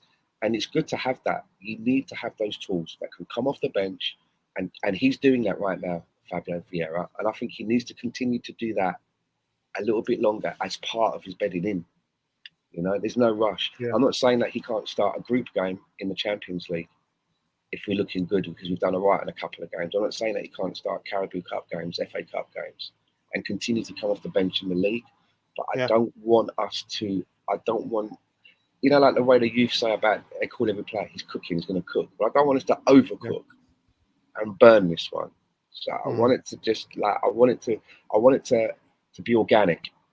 Don't want it to be forced. Don't want to throw him in at Everton. I would not throw him in at Everton. He's not ready for that. Next 4 games includes Brentford in the Carabao Cup. Does Emil Smith Rowe start or play minutes in any of these 4 games? Has to. Carabao Cup. He's got it, right? Has to. Smith Rowe. He's working, Gary. But really. Yeah, no, he should be playing like Nelson should be playing. So we need to be able to. I think we need to be able to have players that can start for us. So and ESR as well, Gary. Right? Yeah. You know, for sure. What is going on with our squad if Emil Smith Rowe cannot play a Carabao Cup game? That's alarm bells ringing right there. I told you we should have got that number 10 shirt after William Gallas and just burnt it out the back. And just never spoke of it again. It's just killed every player that's ever worn it since. Yeah, like a hoodoo on it. Yeah. No. Moss says here. I'd like to give it to Martin Odegaard, but his legs will probably fall off the minute he puts it on. Yeah. Lens and Sevilla have been sucking in domestic leagues. PSV playing quite well in their respective league as well. So first one out of the gate will be a home game, and it'll be very important to get a win in the Champions League as well. I think it may actually be a little bit of a distraction that first Champions League game. So we need to not look. Actually, here's the thing: we need to not look at the Champions League on Wednesday, but look at this Goodison Park game on Saturday. Yes. And minds need to be focused on the league. Exactly. Good point. It's this is a danger. Now I've just stumbled upon this point now myself here. It's a danger. Players may want to save themselves for Wednesday, not put their body on the line on Saturday. Gary's thinking about that. I know. He's letting that. You know, if that's the case, then we don't. You can't. You got to play football. Yeah. You can't. Like, you said they should go out there and not give 100%. I say, if you're an Arsenal player, you may be saving yourself a little bit for the Champions League. Then you're not playing. You're not playing for this team then, because I don't want you playing. Give me 90, 70, 60%. No, you need to go out there and play the damn game. Like, if we play the game, if you're saying we're saving ourselves, play 100% for 60 minutes. I have no doubt you'll be out of the game, because you know what? If you do that, we'll be ahead. Game will be set. Yeah. Play the game as if it could be your last. Because that's where we should be pulling players off, because they've done all they can, and they're dead on their feet, right? What's the glamour tie? PSV at the Emirates on a Wednesday night with Champions League music playing, or Goodison Park on a You know what? Saturday? You don't make it to Sunday. You won't make it to if we're the team we talk about. You don't play in a PSV game if you're asked to play in the Everton game and you don't give 100%. Because what's the There you point? go. There you go. That's what a good manager would do, isn't it? After the game, if like you'd be like, "I ain't picking you because you did shit today." No, you can't. Exactly. You can't. We need You're everybody playing to needs to impress, be right? You on should every. be playing to be picked. Yeah, you Isn't need it? to be on every You game. know, If anything, right? If you've got the right mentality, you should be going into that game as a player. If you're on the team sheet for Everton, and you know that Champions League game is coming up, you think I need to make sure that I cement myself for that game. And the only way that I'm going to do that is to have a blinder today, so that the boss cannot leave me out, and make sure that in between the two games, I train as best as I can as well and catch the boss's eye. That should be the mentality. There should be no one like. I'm not picking on Hector Bellerin, but there was so much of a time where Hector Bellerin knew that he was going to get picked every week because there was no one else. There just wasn't no one else to give him any hassle. yeah. So I always think that if you get into that position and you find yourself in the 50th minute of a football match and you're having a fucking stinker, you can just shrug your shoulders and say, "Okay, I've had a bad one today, but I'll make it up for it next week." You kid yourself, you con yourself. I'll do better next week because you know you're getting picked. And what happens next week? You find yourself doing the same thing. You just keep conning. I make up because you've got no competition. I'm not picking on Hector, but there was nobody else. So these players should all be going out there now to not taking anything for granted. Not Gabriel Jesus, not Saliba, not Megalegs. Aaron Ramsdale can't be taking anything for granted now. And I quite like to have that environment. I think that's a good environment to be in. If I can squeeze every piece out of him for every game, every drop, so be it. Yeah.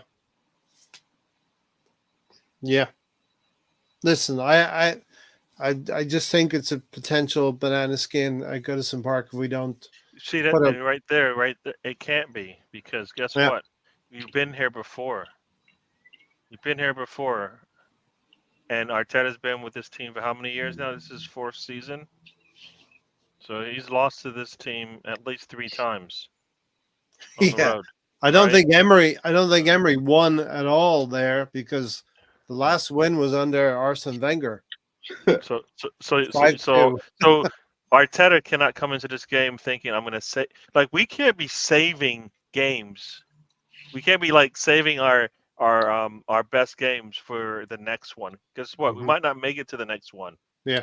It's like in between tomorrow. It's like between this week's game and the last time we won. We've had 4 Doctor Who's and 3 James Bonds. Yeah. Or some shit like that.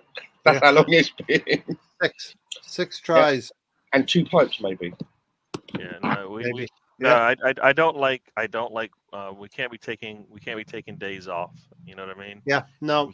We can't be taking. Agree, that's what it sounds like. We're taking days off when we say we might make it to the. I'm just looking at this, and we're down for the 4:30 game on a Sunday, and maybe the manager should be complaining about this. But why aren't we playing on a Saturday? Why are we playing with? We're playing on a Sunday and we play on a Wednesday. Is that right? So Sunday, Wednesday. Why aren't we playing Saturday, Wednesday? I thought that was the deal. Yeah, I thought that was the deal as well. Do you know what I mean? Ain't that the deal? What's going on here? So they obviously think this is in the Europa League then? Maybe we're in the Europa League. I wouldn't have put this down as a marquee game like Everton, Arsenal at Goodison Park. The media are trying to big this one up again in terms of, are they? Yeah, because it's been a banana skin for us before, isn't it? So they want to milk on that. You got better games. You got a West Ham City that are playing Saturday at 3:00. But we're always the story, aren't we? So we're always the story. Yeah. Do you know what I mean? Everyone's focusing on Kai Havertz and the 65 million, but no one's talking about the money that. Look at Man United. They look at what they're doing to Jadon Sancho. He's the highest paid player. The reason why Jadon Sancho is training on his own is because they don't want him anymore, and they want him gone, and they want to get that wage off of their thing. That's what's going on. We've been there. Yeah, we've been there with Aubameyang, with Ozil. We've but been there. but this is different because you're not allowed to train on your own. It's against the rules. You are not allowed to train on your own. You have to train with like the 21s or the 18s. Oh, okay. He's training. They're saying that he's training on his own. It's not like he's an athlete, isn't it? Like he's learning how to sprint. You have to play with other people, and apparently it's not allowed that you don't as a football professional. So if that's what's happening, then there's going to be repercussions. And what's he in trouble for? Why did the manager come out and say what he had to say? The manager came out and said that, and he came out and said that's not the case. Why should he get in trouble? Is he not allowed to speak out for himself? He spoke his mind. He wasn't derogatory in it. Yeah. He wasn't effing and blinding and calling anybody out. Why did the manager come out several months ago and talk about his mental health issues that he had when they helped him? That should be behind the scenes stuff. Why is he divulging that out into the media? That's personal stuff. They don't want him anymore. They don't want him anymore. They make it uncomfortable for him. They want him gone, and they want that money off of their wage bill. And it's as simple as that. No matter what you think of him as a player, as a waste of money, or this, that, and the other, he's still a person, right? And I don't think in this case that if Ten Hag said that to me, I probably would have come out and defended myself as well, politely, like he did. If this was now, hang on, and now they've said the reason why he's training on his own. Sorry, you know why he's training on his own? They said to him, "You have to apologise to Ten Hag publicly," and Ten Hag actually demanded it. And he said, "Apologise for what? What am I apologising for? I ain't called nobody out or effed them blinded or done nothing. So I'm not apologising publicly." And that's what now he's been ostracised. So if this was Arteta, it'd be called arrogant, right? You know, you have to control the younger players. Now we have Ten Hag in a similar situation, and nobody's saying these kind of things. Would Arteta have thrown the player under the bus in the way that he did and talk about mental health things, and we had to send him away and all that? So that's supposed to be private, right? And the training stuff. So I don't know if he would have handled it. We had the Aubameyang stuff. And they've got problems, haven't they? Because now Anthony's isn't playing for him anymore because he's had to go off and sort out some personal issues. So it seems like the castle at Man United is made out of sand. We've had a couple of similar players, Aubameyang, Guendouzi. You know, discipline was always called out on these players as well. So yeah, maybe you need to do a little bit of house cleaning when it comes to the mentality of the players. You know, big up BX. Here we go. I just think Ronaldo was right when calling out the standards of the club. You know, I don't know. He crucified them, man. I did enjoy that. He did not leave any stone unturned, man. Do you know what I mean? The Piers Morgan interview, right? Yeah. The people that work in the kitchens, notwithstanding, according to Ronaldo. Yeah. So I guess with all of this being said, we have to go to Goodison Park on Sunday, get a win. You know, it's not beyond us either. Does anyone think David Raya will be in goal? Carabao Cup. Okay, you think that's what he's been saved for? Actually, it could be cup tied. No, he's not. He can play. He's allowed to play. Brentford said they don't care. Okay, cool. Brentford have been good to us. Yeah. I don't know why. There's got to be something going on there in the background. Who knows what Mikel Arteta has in that safe of his? Yeah, you can bring our former goalkeeper and you can play against us in a cup match. Go right ahead. Very nice of them. Very nice of them. So yeah, we want to see Emile Smith-Rowe. We want to see Cedric. We want to see Raya. That's right. Cedric is in there. What did you just say? You tried to slip it in, didn't you? I think no one would notice. I didn't pick him, Gary. I didn't pick him. He tried to do a Darren Brown and slip him in. How in the world did you even think that was okay to even bring up?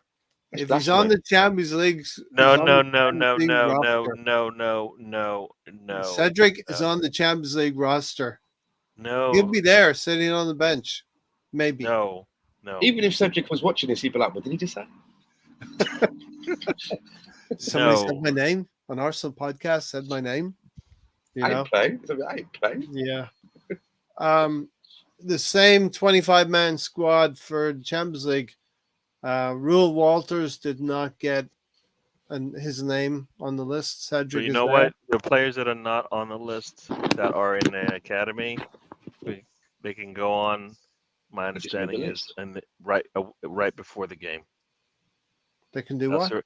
they can be put on the roster right before the game, like when they have to put the rosters out. That's why they're not in the 25 because they don't have to list them Oh. right now. So an academy player can make the. It's Can all the make. age, yeah. So yeah, that's Oh, why I none of didn't know that. the only academy players on there is one that doesn't have I think the right amount of Sousa. years. You see, people, not only do we just like Hilton knows- talk around bullshit, we bring facts as well to the show. So there you go. Look at that. No, I've heard that because I was wondering why. know I that. was wondering why Hein neither. wasn't on the list, and it was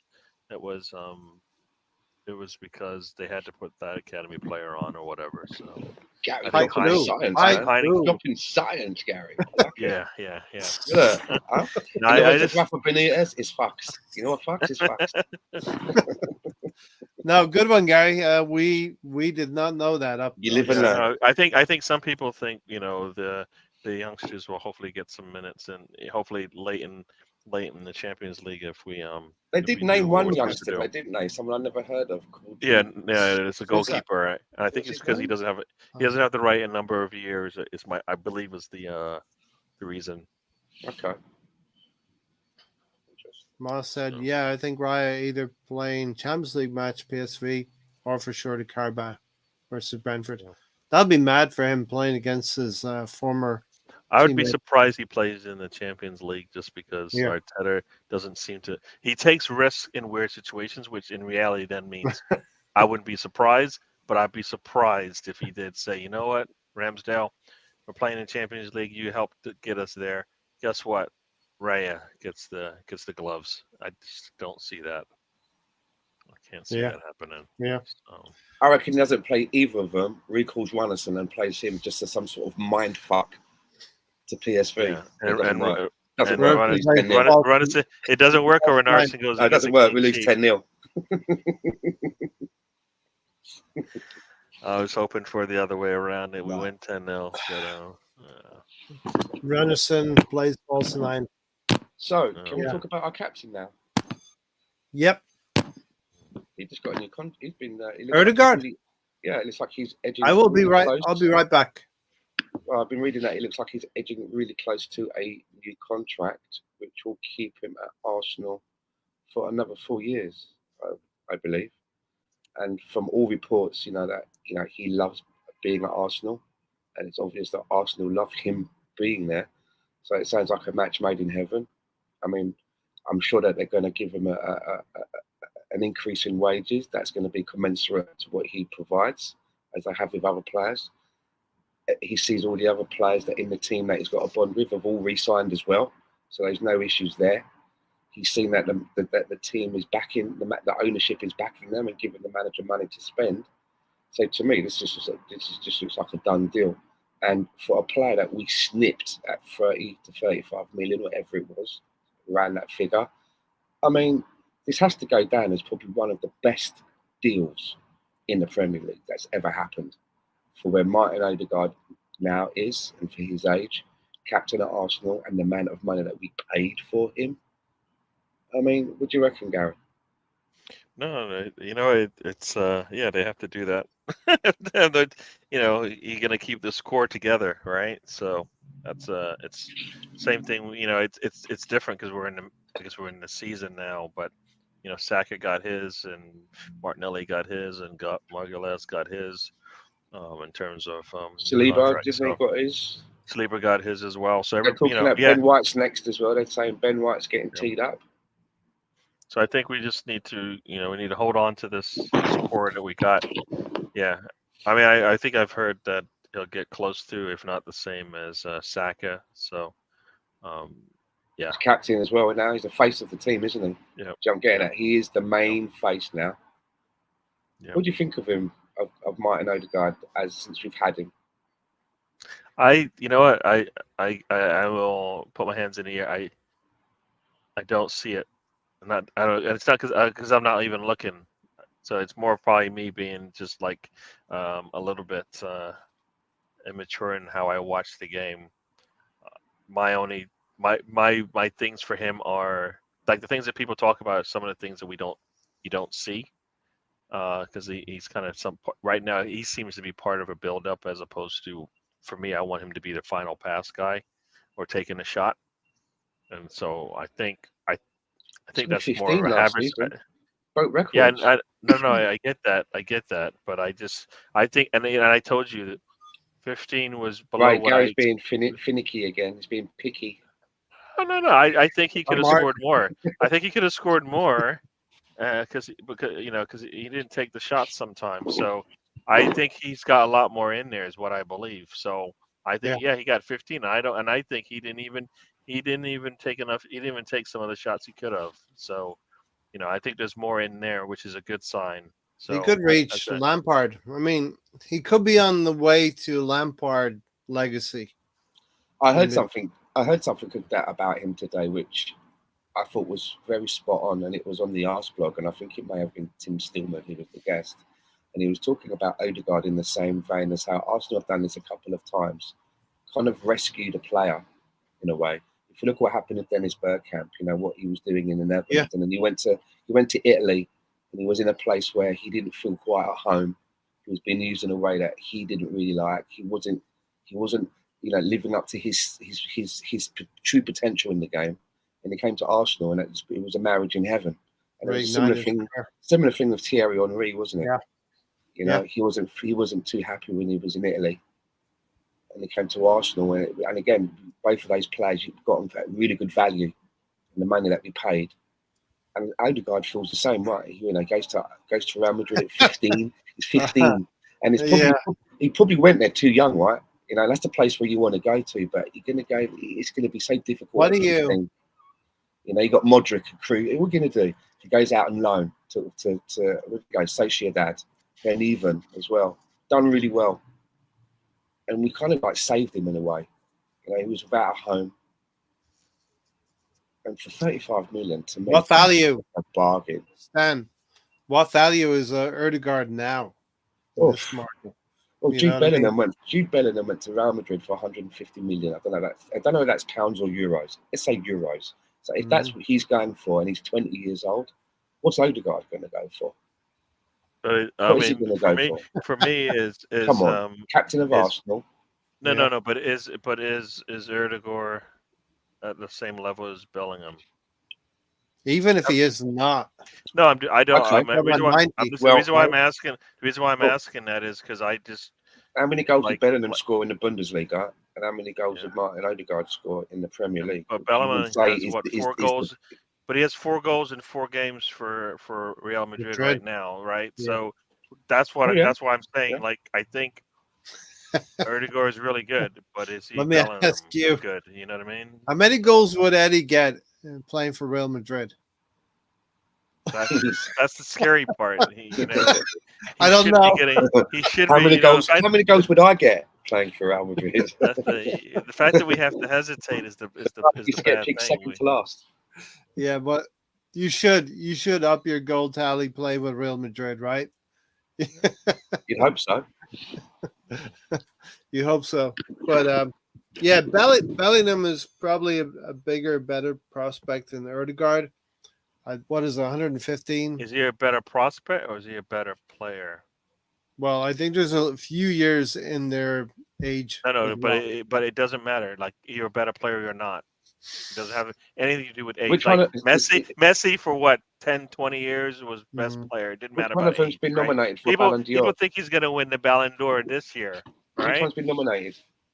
Who has? They both been nominated. Bellingham's probably been nominated. I'm not sure though. Martin Odegaard's been nominated, so he's not doing too shabby. Okay. Yeah. Martin Odegaard's been nominated, I think. Yeah. I mean, that's the recognition for the goals that. The boss is peeking in on you.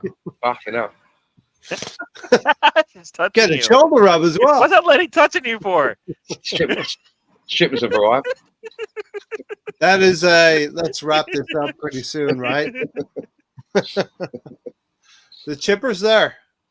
Stripper. Oh, I thought you said the chippers arrived. The chippers arrived. But yeah, I mean, I lost my train of thought now. Well, you would. Yeah, somebody Bellingham. touched you, and all of a sudden you're like, ding-ling. You're like Do the Spider-Man, concentrate, Bond.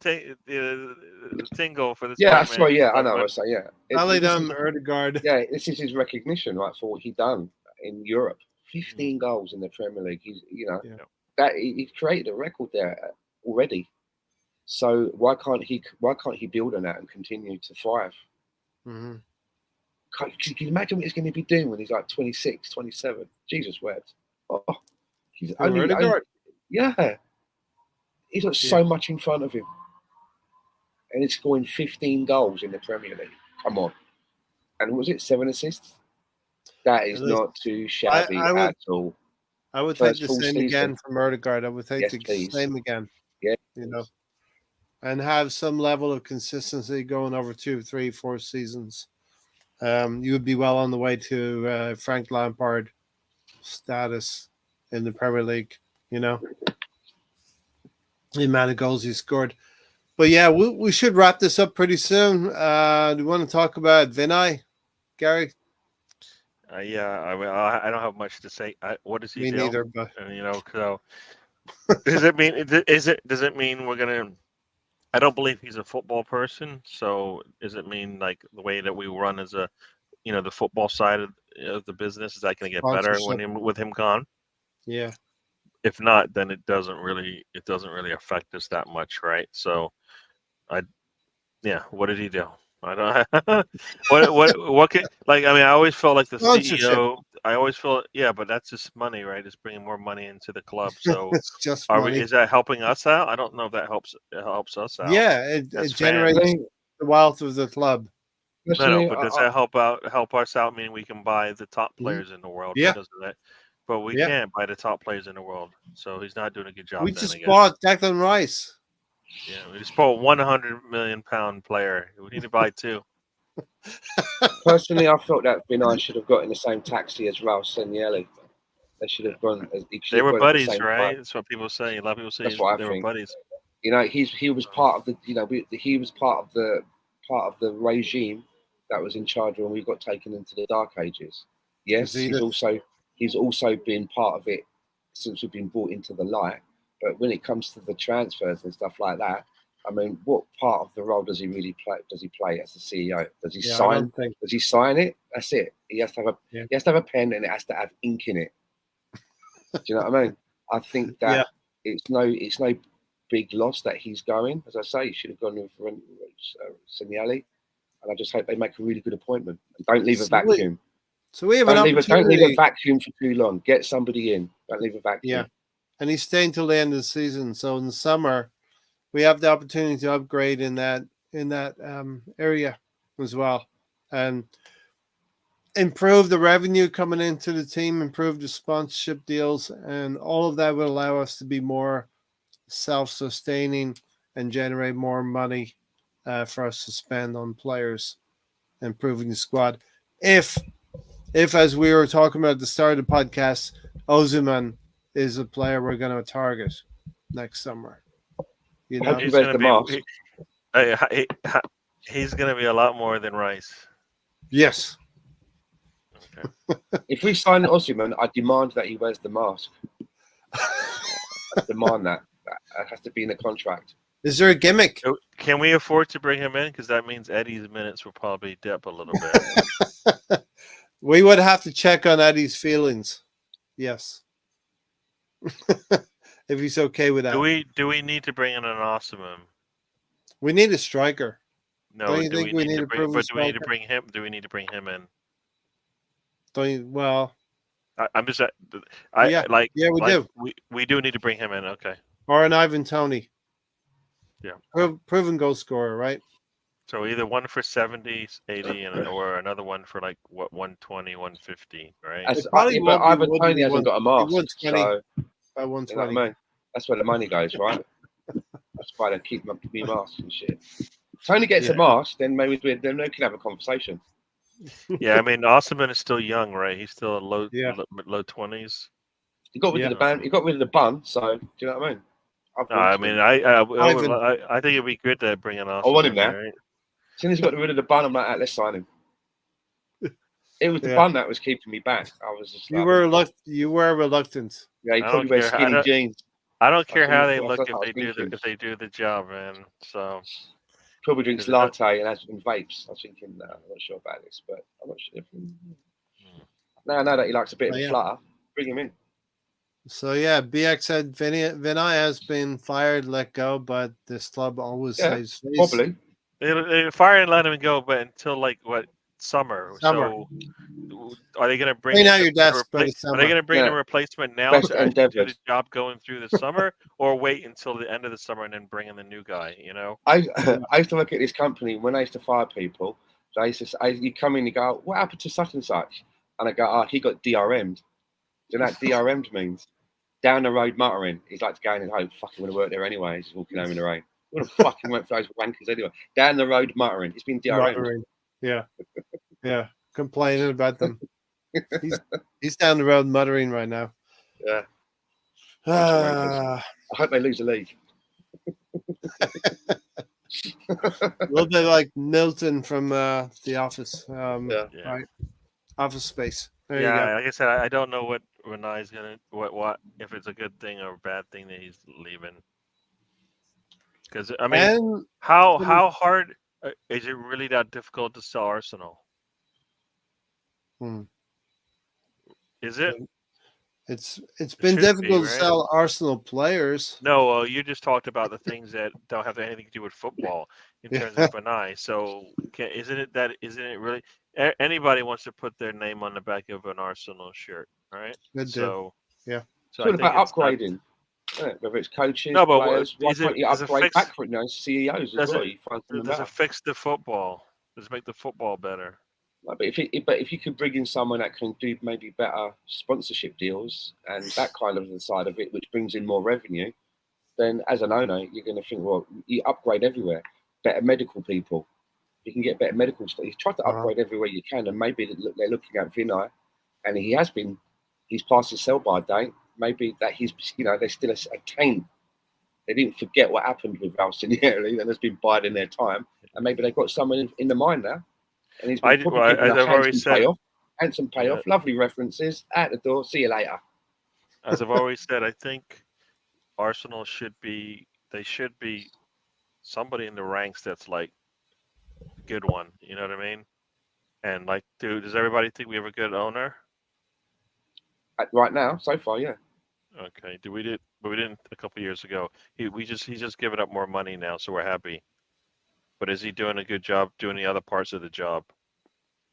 Well, I think all of their sporting franchises seem to be thriving at the moment. So I feel very confident at the moment with our stewardship. I do.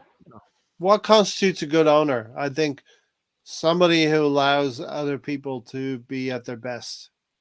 Yeah. Right? Is that what a good owner is? It seems like he's given more. You provide. Power to Josh. I think Josh has been given Arsenal as to be more hands-on with, and he seems to have a good relationship with the trickle down from there. You got people like Dick Garlick in there, and there's another one whose name I keep forgetting. Tim something is in there. Tim Lewis is in there as well. Yeah, and like the news, and then you get to the playing staff and stuff. So I think a good owner is somebody who allows the operation of the business by people who know what they're doing and not meddling too much. Right? And it's obvious that they want Arsenal to do well because everyone always brings up that thing that he said, well, you don't buy Arsenal. I didn't buy a football club to win things. It was something like that, right?